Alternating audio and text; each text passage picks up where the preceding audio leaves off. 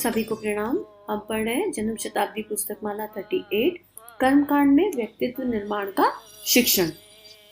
गुरुदेव ने हमें पिछले स्वाध्याय में बताया कि पहली बुक में तो बताया था षटकर्म क्या होते हैं, षटकर्म में आचमन वगैरह का साइंस समझाया और उसके बाद अब गुरुदेव शिखा बंधन समझा रहे थे और गुरुदेव ने कहा कि हिंदू समाज में शिखा बंधन से रिलेटेड 3 शिक्षाएं हैं।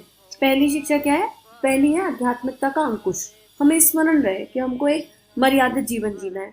दूसरा, हम गायत्री माता को समर्पित हो रहे हैं, हम माँ गायत्री से कह रहे हैं कि अब हमारे ऊपर आपकी हुकूमत चलेगी, हमारी सारी इंद्रियां आपको समर्पित है। और आगे पढ़ते हैं एक गायत्री मंत्र के साथ। ओम भूर्भुवः स्वाहा तत्सवितुर्वरेण्यं भर्गो देवस्य धीमहि धियो यो नः प्रचोदयात्। आगे गुरुदेव लिख रहे हैं गायत्री की मूर्ति और उनका स्थान। मित्रों, शिखा बंधन क्या है, इसके पीछे एक बात और छुपी हुई है। तो 2 तो हमें बता दी गई, अब तीसरी क्या छिपी हुई है? इसके पीछे भगवान की मूर्ति छिपी हुई है। शंकर जी जब मूर्ति जब स्थापित की जाती है तो उसमें यह विशेषता है कि आपको मंदिर बनाने की आवश्यकता नहीं। आप एक चबूतरा बनाइए और चबूतरे के ऊपर एक गोल मटोल पिंड स्थापित कर दीजिए और खुले में पड़े रहने दीजिए। वर्षा होगी, हाँ साहब, शंकर भगवान को कोई ऐतराज नहीं। धूप पड़ेगी तो भी भगवान को कोई ऐतराज नहीं, वे धूप में पड़े रह सकते हैं, छाया में पड़े रह सकते हैं, वर्षा में पड़े रह सकते हैं, ठंडक में भी पड़े रह सकते हैं। आप चबूतरे पर भगवान शंकर को स्थापित कर दें, बस शंकर भगवान की पूजा हो गई और शंकर भगवान जी का मंदिर बन गया। हर जगह ऐसे मंदिर बनाए जा सकते हैं और उन्हें बनाने में कोई ऐतराज नहीं। बेटे, यह क्या है? साहब, यह चबूतरा है। किसका चबूतरा? पिताजी का बना रखा है। कहाँ बना रखा है? खुले में बना रखा है। छाया में क्यों नहीं बनाया? अरे साहब, एक बार हमारे पिताजी सपने में दिखाई पड़े थे और उन्होंने कहा था कि हमारा स्थान बना दो। बस हम गए और एक छोटी सी चबूतरी बनाकर उस पर उनके चरणों के निशान बनाकर आ गए। अब हर साल हम वहीं पर जाते हैं, पूजा करते हैं। इसी से वो जो उनका भूत चला था चला गया बेटे। अब हम आपको शांति मिल गई, अब हम ठीक है। तो अब गुरुदेव एग्जाम्पल दे रहे हैं कि भगवान शंकर को, मतलब गायत्री की मूर्ति उनका स्थान है। गुरुदेव इसका एग्जाम्पल दे रहे हैं शिव जी की स्थापना से, शिवलिंग की स्थापना से। इसका आगे का दर्शन गुरुदेव क्या लिख रहे हैं? मंदिर जैसा पवित्र हो अंतस। साथियों, किसका स्थान बना दिया? गायत्री माता का। अब यहाँ पर हम जब भगवान शिव को कहीं भी स्थापित कर सकते हैं, धूप छाँव वो सब झेल लें, तो हमने तो अपनी शिखा पर माँ गायत्री को स्थापित कर दिया। हमारे सिर पर माँ गायत्री की का चबूतरा बन गया। अब ये गायत्री माता है और गायत्री माता अगर सिर पर है तो हमको ये तो अलर्टनेस और अवेयरनेस होनी चाहिए कि अब हमें कैसा जीवन जीना है। अब सोचो, हमारे गुरु अगर हर समय हमारे साथ रहने लग जाएं तो हमें कितना अवेयर जीवन जीना पड़ेगा।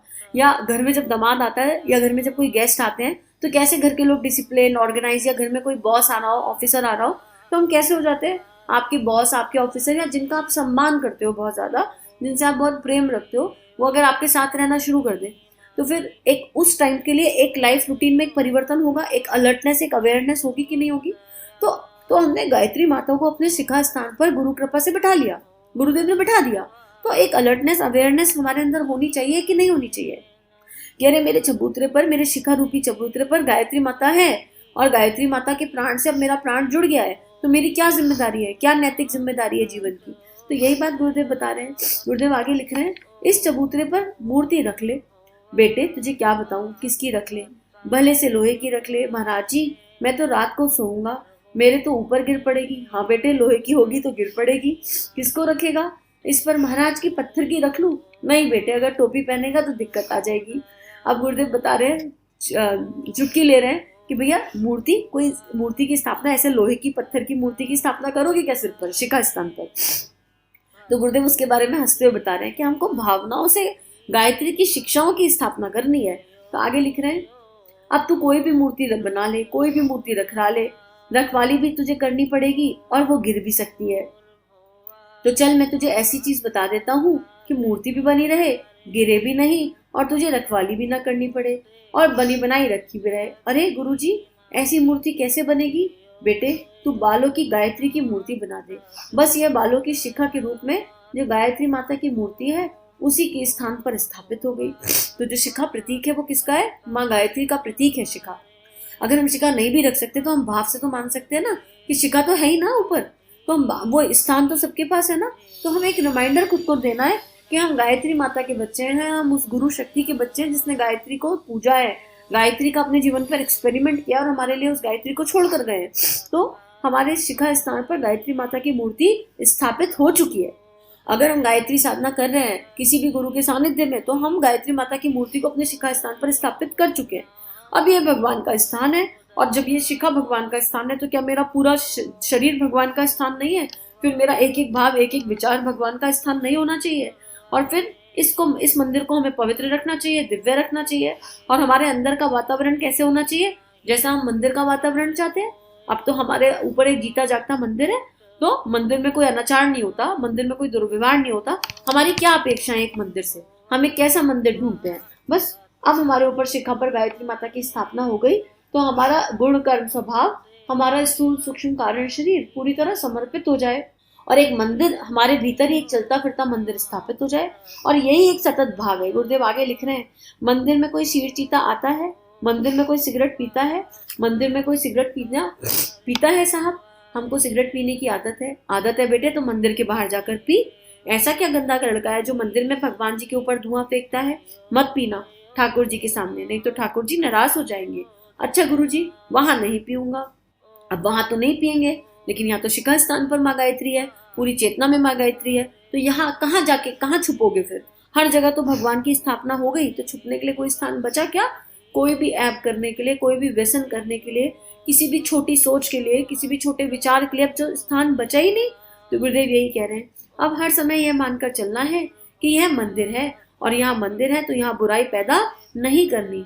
मंदिर की भावना लेकर चलेगा तो यह भावना तेरे मन में 24 घंटे छाई हुई रह सकती है, और जब भी तू बुरा काम करने के लिए चलेगा तभी यह मंदिर तुझे याद दिलाता रहेगा कि अरे अभागे, यह मंदिर है, इसे खराब मत कर, इसे खराब नहीं करना चाहिए। और इसीलिए हम शिखा का पूजन कर रहे हैं कि हम रोज अपने आप को स्मरण दिला रहे हैं शिखा के माध्यम से कि ये शरीर रूपी मंदिर है, ये भावनाएं मंदिर है, ये विचार मंदिर है जो आदि शक्ति माँ गायत्री को समर्पित है, और अब इन पर उन्हीं की हुकूमत है।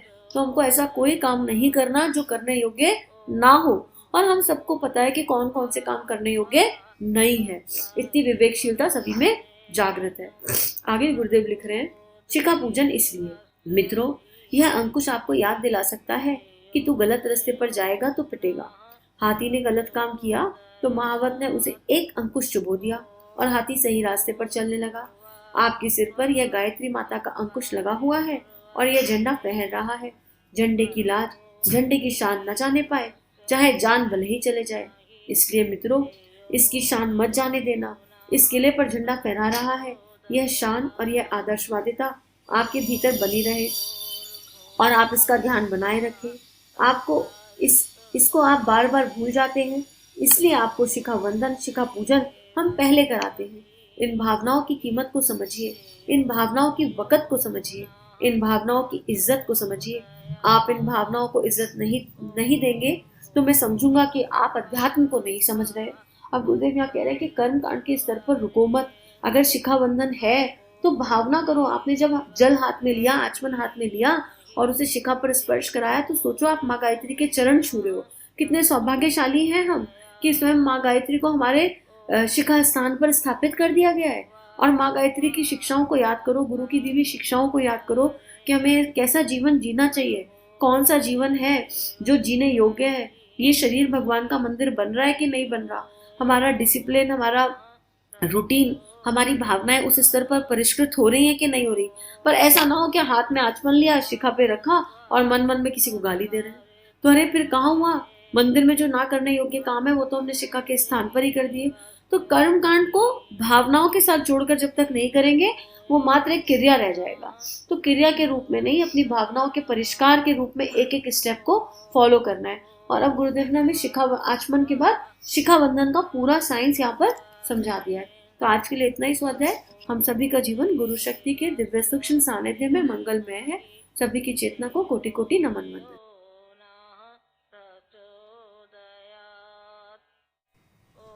हमारे YouTube चैनल को सब्सक्राइब कीजिए और बेल आइकन पर क्लिक कीजिए ताकि आने वाली सभी वीडियो की नोटिफिकेशन आपको मिलती रहे। आप सभी को बहुत बहुत थैंक यू।